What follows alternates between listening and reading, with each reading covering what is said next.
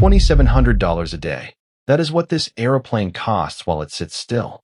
The invoice said 13.9 million. The cheap part.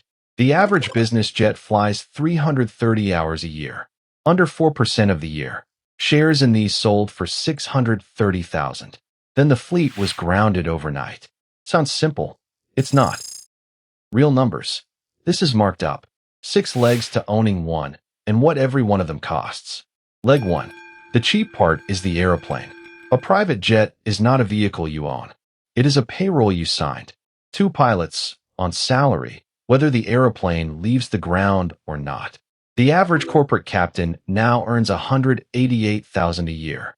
You need 2 of them, and they need a simulator twice a year. Fully loaded, a 2-pilot crew runs $350,000 to $500,000. Then the aeroplane needs a roof. $30,000 to $200,000 a year. Insurance on top of that. $15,000 to $85,000, depending on the hull. Added up, $700,000 to $1.2 million a year before it flies. Divided by 365 days, that is the number we started with. None of it asks whether you flew this month. There are 8,760 hours in a year. Your jet is flying for 330 of them. The rest, it sits. 96% of the year, you own a very expensive paperweight. And there are more every year. 25,500 now, 11,000 in 2001.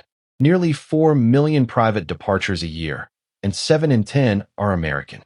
Right now, 6.7% of that fleet is for sale, which sounds like a buyer's market. Look at what is actually in it. 3 out of every 4 jets on the market are over 16 years old. That is not a shop window. That is a queue. A queue of aeroplanes whose owners can no longer afford to keep them flying. Leg 2. The hour that carries nobody. An airplane you own has exactly one way to earn money.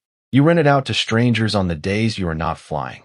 The moment strangers pay to sit in it, your jet joins somebody's charter certificate. Different rules, different inspections, and a federal tax on every ticket sold. Charter revenue can carry up to 80% of your operating cost. Operating cost, not the price of the airplane itself. The usual shape is 200 hours for you, 150 for strangers. A charter customer pays about $5,000 an hour. You do not see $5,000 an hour.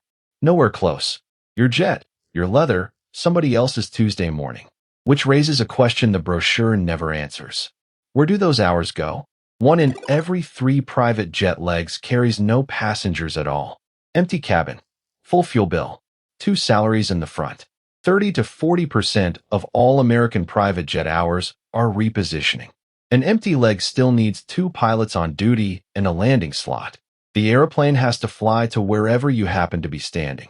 You pay for those hours at exactly the same rate as the rest. Then they get sold back to the public as empty legs. The industry even has a word for it. A deadhead. 25 to 75% off the normal charter price. Your empty hour becomes somebody else's bargain of the year. In this business, there is only one number that matters. Utilization. Leg 3. Who is actually getting paid? Here is something owners rarely say out loud. You do not run your own jet. A management company hires the crew, books the maintenance, files the paperwork. The base fee alone is $3,500 to $15,000 a month. Everything else is passed through to you at cost on a monthly statement. When a stranger charters your jet, a broker sold him that flight. 5 to 10% commission, and that is only the disclosed part. The rest is quietly built into the all-in number he quotes you. Then you land somewhere, and you meet the fuel desk. Landing and ramp fees run $150 to $2,000 a visit. Jet fuel on the open market costs $2.71 a gallon. At the average American fuel desk, the same gallon is $7.98. At Teterboro, $10.06 a gallon. The same kerosene, 3.7 times the price. The same day, a field in Texas was selling it for $4.49. Catering, de-icing, overnight parking, crew hotels, per diem for both pilots. Charts, weather, satellite internet, tracking. All of it on subscription. And the maintenance program bills every single month, forever. $8,000 to $20,000 a month. Up to $240,000 a year. None of these bills arrive when you fly. They arrive when the month ends.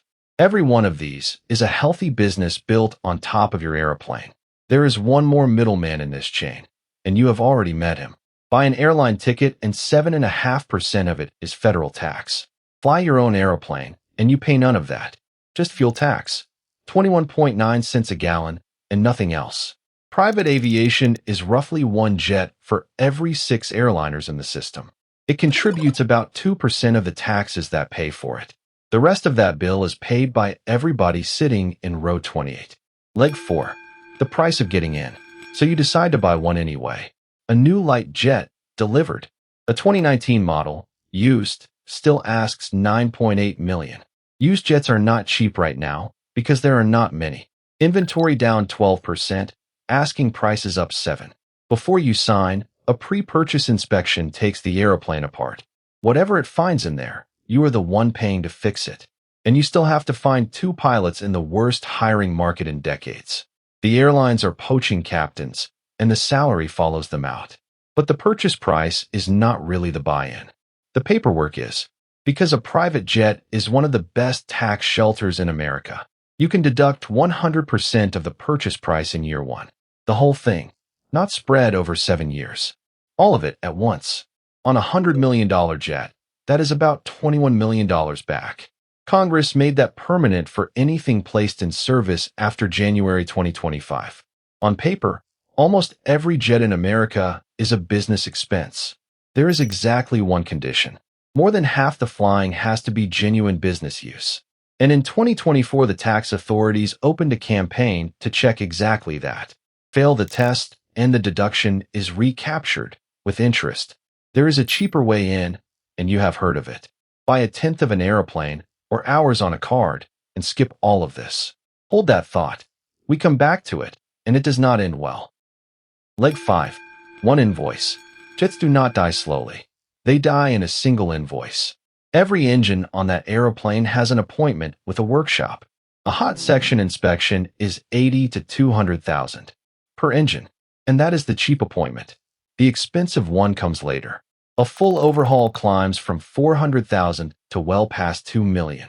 One documented Gulfstream came in at $2.7 million for one engine. The shops have a rule of thumb. An overhaul costs a third to half of new, which is why 3/4 of the jets for sale are the old ones. The airframe outlives the owner's patience every single time. An unscheduled failure away from home is $50,000 to $250,000. It earns nothing while it waits. That is the ordinary way an owner gets hurt. No revenue for weeks, and the crew is still on the payroll. Here is the extraordinary way. This is the story I promised you. Remember that $630,000 share from the very beginning? A company sold 10th shares in small business jets. The contract guaranteed to buy your share back for $277,000, 44% of what you paid, written in from day one.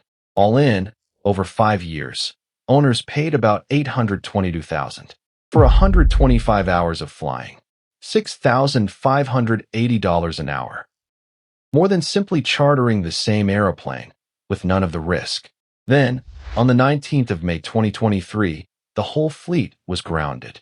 10 of its 21 jets were already sitting in maintenance shops, some of them under liens for bills the company never paid.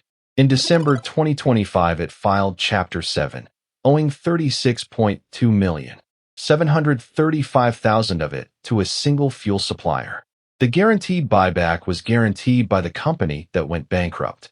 Those owners did everything the sensible article told them to do.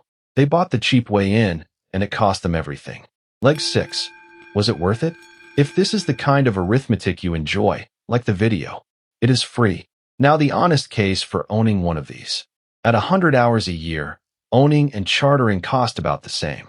Above 200 to 400 hours a year, ownership finally wins, which is roughly where the average business jet already flies. For the right owner, on the right routes, this genuinely works. If this is your kind of arithmetic, I ran the same numbers on a super yacht and on a hotel. Both of those are already on the channel. But nobody buys a jet to save money on travel. They buy the airport that is 20 minutes from the meeting. They buy leaving at the moment they arrive, not 3 hours before. That is what $2,700 a day actually buys you. For a certain kind of life, that is not a bad trade at all. Marked up. Real numbers, real sources. 13.9 million to buy. $2,700 a day to keep.